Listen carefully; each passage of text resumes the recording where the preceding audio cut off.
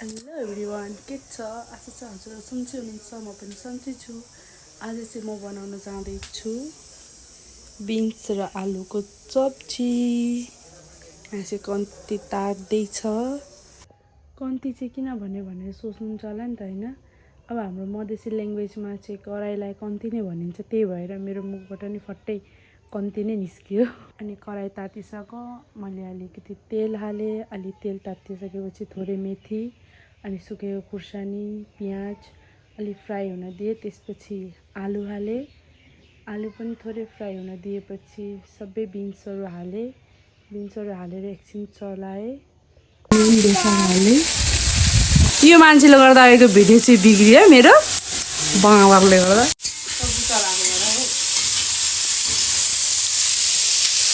मेरो हजुर चाहिँ सब्जी चलाउनु हुँदैछ।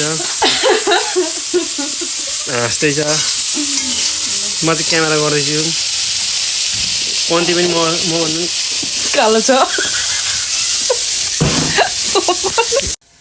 एकछिन चलाएरी नुन बेसार हालेर अनि छोपिदिन्छु।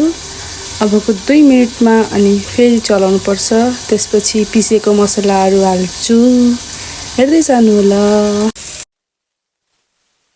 मसलाहरू हालेर भुटिसकेपछि अघि काटेर राखेको यहाँ टमाटर त देखिराख्नु थियो होला, त्यो टमाटर चाहिँ हाल्दैछु। त्यो टमाटर हालेर नि अझै एकछिन छोपेर अनि फेरि चलाउनु पर्छ। टमाटरहरू हालेर चलाइसकेपछि हाम्रो घरमा चाहिँ जे पाके पनि मासु होस् या केही जुन पनि सब्जी पाकेपछि होइन, त्यसमा चाहिँ अलिकति ग्रेभी चाहिन्छ अरे। त्यही भएर चाहिँ मैले थोरै ग्रेभीको लागि पानी हाल्दैछु।